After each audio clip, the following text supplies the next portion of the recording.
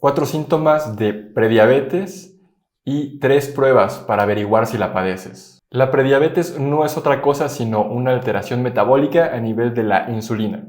Se comienza por resistencia a la insulina, en la cual los tejidos del cuerpo, especialmente los tejidos periféricos, el músculo esquelético, el hígado, se vuelven resistentes a la insulina, de modo que la glucosa no entra a la célula. Se mantiene en la circulación, de modo que se empieza a observar cada vez más recurrentemente valores altos de glucosa en pruebas capilares o en estudios de sangre. El asunto es que esta resistencia a la insulina es progresiva y en ese progreso, y al cabo de un tiempo, se convierte en prediabetes. Esto no se detiene allí, esa prediabetes, de no ser atendida, de no ser revertida, terminará siendo diabetes y el asunto no termina allí, sino que esa diabetes, de no ser atendida o revertida, generará complicaciones graves como afectación en vasos sanguíneos, afectación renal, afectación en los ojos, que son las conocidas complicaciones de la diabetes. Existen 4 síntomas que podrían ser indicio de prediabetes. Se conocen como las 4 P's: polidipsia, poliuria, polifagia y pérdida de peso.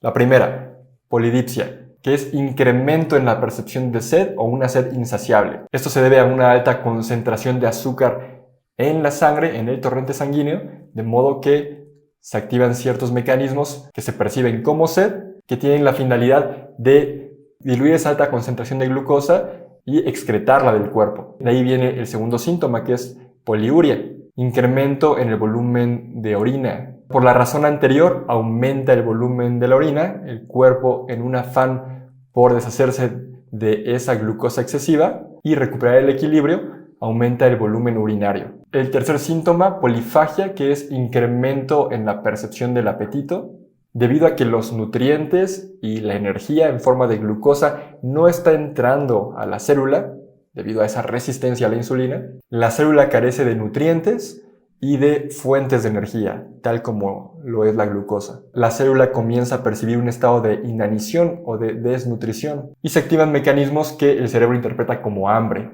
Por la razón anterior hay un cuarto síntoma, que es pérdida de peso, aunque más específicamente sería degradación muscular, porque en otros casos puede haber incremento de peso debido a que hay almacenamiento de grasa, debido a que hay glucosa en exceso. Esa pérdida de músculo se debe a que, entre otras razones, la célula no dispone de nutrientes, no están entrando los nutrientes, los bloques que le permiten construir nuevas células, nuevas estructuras llamados aminoácidos, de modo que comienza a haber degradación muscular, es decir, pérdida de masa muscular. Si aunado a estos síntomas, entre otros, uno realiza una prueba en cualquier laboratorio con una muestra de sangre, podría confirmar un diagnóstico o descartarlo. La primera prueba es glucosa en ayuno. No es la prueba capilar que uno realiza con un glucómetro, sino que se requiere acudir a un laboratorio de análisis clínicos, extraer una muestra de sangre. Idealmente tendrías que ver una glucosa menor a 100 miligramos por decilitro, o mejor aún, abajo de 90. Cuando se observa por encima de 100 y por debajo de 120, uno podría empezar a sospechar de prediabetes, a reserva de revisar los otros estudios, y cuando se observa por encima de 120, ya podríamos hablar de una seria alteración en el metabolismo de la glucosa, posiblemente prediabetes. La segunda prueba es insulina en suero. La insulina es la hormona que abre la puerta de la célula para que ingrese la glucosa. Cuando observamos niveles altos de insulina, podemos inferir que es resistencia a la insulina. El cuerpo, en un afán por que esa glucosa entre, aumenta su producción de insulina. El páncreas específicamente aumenta la producción de insulina. Tú podrás ver en los parámetros de laboratorio que marcan una referencia, un mínimo y un máximo.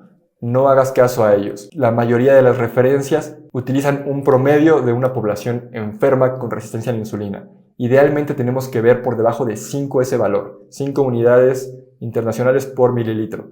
Si está por encima de ese valor, entre más alto, podemos inferir que es resistencia a la insulina. Y la tercera prueba que se considera concluyente para dar un diagnóstico es la hemoglobina glucosilada. Este valor se expresa en porcentaje. Idealmente tendríamos que observarla por debajo de 5.6. Si se ubica entre 5.7 y 6.4, se considera diagnóstico de prediabetes. Si la hemoglobina glucosilada se observa por encima de 6.5, se considera diabetes. Conjuntando síntomas, interpretación de estudios, uno puede llegar a esa conclusión. De cualquier forma, siempre es bueno consultar con un profesional de la salud para confirmar o descartar cualquier diagnóstico asimismo para iniciar un tratamiento. La buena noticia es que una condición como la prediabetes es reversible. Implica cambios importantes en el estilo de vida, especialmente en la alimentación. La resistencia a la insulina, prediabetes e incluso diabetes son un problema de alimentación.